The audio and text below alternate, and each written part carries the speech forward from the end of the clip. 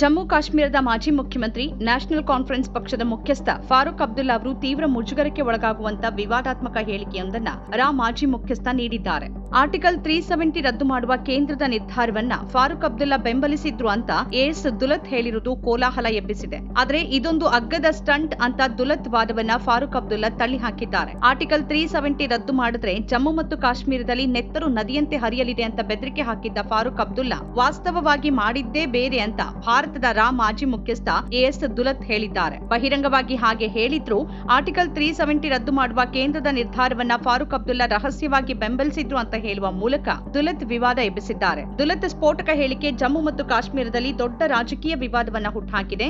The chief minister and the spy ಪುಸ್ತಕದಲ್ಲಿ ದುಲತ್ ಜಮ್ಮು ಕಾಶ್ಮೀರದ ಮಾಜಿ ಮುಖ್ಯಮಂತ್ರಿ ಫಾರೂಕ್ ಅಬ್ದುಲ್ಲಾ ಅವರು ಆರ್ಟಿಕಲ್ 370 ರದ್ದತಿಗೆ ಸಾರ್ವಜನಿಕವಾಗಿ ವಿರೋಧಿಸಿದ್ರು, ರಹಸ್ಯವಾಗಿ ಬೆಂಬಲಿಸಿದ್ರು ಅಂತ ದುಲತ್ ಬಹಿರಂಗಪಡಿಸಿದ್ದಾರೆ. ಈ ಪುಸ್ತಕದಲ್ಲಿ ಆರ್ಟಿಕಲ್ 370 ರದ್ದು ಸೇರಿದಂತೆ ಹಲವು ಸ್ಫೋಟಕ ಮಾಹಿತಿಗಳಿವೆ ಎನ್ನಲಾಗಿದೆ. ಏಪ್ರಿಲ್ 18ರಂದು ಈ ಪುಸ್ತಕ ಬಿಡುಗಡೆ ಆಗಲಿದೆ. ಆರ್ಟಿಕಲ್ 370 ರದ್ದು ಮಾಡುವ ಕೆಲವೇ ದಿನಗಳಿಗೆ ಮೊದಲು ಫಾರೂಕ್ ಅಬ್ದುಲ್ಲಾ ಹಾಗೂ ಪುತ್ರ ಓಮರ್ ಅಬ್ದುಲ್ಲಾ ಪ್ರಧಾನಿ ನರೇಂದ್ರ ಮೋದಿಯನ್ನ ಭೇಟಿಯಾಗಿದ್ರು. ಪ್ರಧಾನಿ ಮೋದಿ ಜೊತೆ ಇಬ್ಬರೂ ಮಾತುಕತೆ ನಡೆಸಿದ್ರು. ಈ ಮಾತುಕತೆ ಏನು ಅನ್ನೋದು ಕೆಲವರಿಗಷ್ಟೇ ಗೊತ್ತಿದೆ ಅಂತ ದುಲತ್ ಹೇಳಿದ್ದಾರೆ. 5 अगस्त से पहले एब्रोगेशन जब अनाउंस हुआ उससे 2 दिन पहले डॉक्टर साहब उमर अब्दुल्ला और जो उनका एमपी था जस्टिस मसूदी ये पीएम से मिले थे.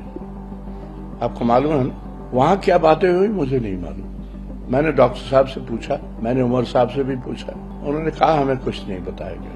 मैं अब आपको बता रहा हूँ कि कुछ नहीं बताया गया. ಆರ್ಟಿಕಲ್ 370 ಜಾರಿ ಮಾಡಿದ ಬೆನ್ನಲ್ಲೇ ಫಾರೂಕ್ ಅಬ್ದುಲ್ಲಾ ಅವರನ್ನ 7 ತಿಂಗಳ ಕಾಲ ಗೃಹ ಬಂಧನದಲ್ಲಿ ಇಡಲಾಗಿತ್ತು. ಈ ವೇಳೆ ಕೇಂದ್ರ ಸರ್ಕಾರ ವಾಸ್ತವಿಕ ಪರಿಸ್ಥಿತಿ ವ್ಯವಸ್ಥೆಯನ್ನು ಒಪ್ಪಿಕೊಳ್ಳುವಂತೆ ಮಾಡಿತ್ತು ಅಂತ ದುಲತ್ ತಮ್ಮ ಪುಸ್ತಕದಲ್ಲಿ ಹೇಳಿದ್ದಾರೆ. ಈ ಸ್ಫೋಟಕ ಹೇಳಿಕೆ ಇದೀಗ ಜಮ್ಮು ಕಾಶ್ಮೀರ ರಾಜಕೀಯದಲ್ಲಿ ಬಿರುಗಾಳಿ ಎಬ್ಬಿಸಿದೆ. ದುಲತ್ ಹೇಳಿಕೆಯನ್ನ ಫಾರೂಕ್ ಅಬ್ದುಲ್ಲಾ ತಳ್ಳಿ ಹಾಕಿದ್ದಾರೆ. ತಮ್ಮ ಪುಸ್ತಕ ಮಾರಾಟ ಮಾಡೋಕೆ ಇದು ದುಲತ್ ಅವರ ಅಗ್ಗದ ತಂತ್ರವಾಗಿದೆ ಅಂತ ಫಾರೂಕ್ ಅಬ್ದುಲ್ಲಾ ಹೇಳಿದ್ದಾರೆ.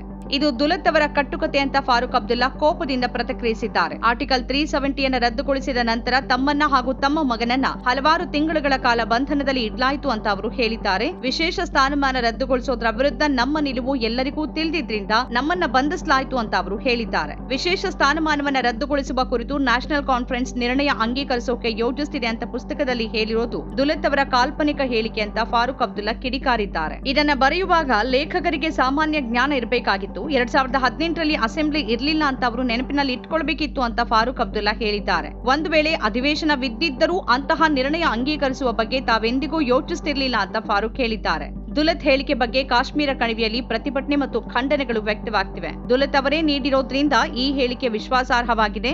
ಅವರು ಫಾರೂಕ್ ಅವರ ಆಪ್ತ ಮಿತ್ರರಾಗಿದ್ದಾರೆ ಅಂತ ಪೀಪಲ್ಸ್ ಕಾನ್ಫರೆನ್ಸ್ ಮುಖ್ಯಸ್ಥ ಸಜ್ಜಾದ್ ಲೋನ್ ಎಕ್ಸ್ ನಲ್ಲಿ ಹೇಳಿದ್ದಾರೆ. 370ನೇ ವಿಧಿ ರದ್ದುಗೊಳಿಸುವ ಕ್ರಮವನ್ನ ಫಾರೂಕ್ ಅವರು ಹೇಗೆ ಒಪ್ಪಿಕೊಂಡ್ರು ಅನ್ನೋದನ್ನ ದುಲತ್ ಅವರು ಬಹಿರಂಗಪಡಿಸಿದ್ದಾರೆ. ಜಮ್ಮು ಕಾಶ್ಮೀರದ ವಿಶೇಷ ಸ್ಥಾನಮಾನ ರದ್ದುಗೊಳಿಸುವ ಕೆಲವೇ ದಿನಗಳ ಮೊದಲು ಅಬ್ದುಲ್ಲಾ ಮತ್ತು ಪ್ರಧಾನಿ ನಡುವೆ ಏನಾಯ್ತು ಅನ್ನೋದ್ರ ಬಗ್ಗೆ ಈಗಾಗಲೇ ಅನುಮಾನಗಳಿದ್ವು ಅಂತ ಪಿಡಿಪಿಯ ಇಲ್ತಿಜಾ ಮುಫ್ತಿ ಹೇಳಿದ್ದಾರೆ. ನಮ್ಮ ಕಾರ್ಯಕ್ರಮಗಳನ್ನ ನೀವು ನೋಡ್ತಾ ಇದ್ರೆ ನಮ್ಮ ಚಾನೆಲ್ ಅನ್ನ ಸಬ್ಸ್ಕ್ರೈಬ್ ಮಾಡಿ, ಪಕ್ಕದ ಬೆಲ್ ಐಕಾನ್ ಒತ್ತಿ ನಮ್ಮನ್ನ ಬೆಂಬಲಿಸಿ. ಹಾಗೆ ನಮ್ಮ ಕಾರ್ಯಕ್ರಮಗಳನ್ನ ಲೈಕ್ ಮಾಡಿ, ಕಮೆಂಟ್ ಮಾಡಿ, ಅದನ್ನ ಬೇರೆಯವರಿಗೂ ವಾಟ್ಸ್ಆಪ್ ಮೂಲಕ ಶೇರ್ ಮಾಡಿ. ನೀವು ಹೀಗೆ ಮಾಡಿದಾಗ ನಮ್ಮ ಚಾನೆಲ್ ಇನ್ನಷ್ಟು ಮತ್ತಷ್ಟು ಜನರಿಗೆ ತಲುಪಲು ನೀವು ನಮ್ಮೊಂದಿಗೆ ಸಹಕರಿಸಿದ ಹಾಗಾಗುತ್ತೆ. ಇದು ನೀವು ಯಾವುದೇ ಖರ್ಚಿಲ್ಲದೆ ಕೆಲವೇ ಸೆಕೆಂಡುಗಳಲ್ಲಿ ನೀಡಬಹುದಾದ ಸಹಕಾರ. ಧನ್ಯವಾದಗಳು.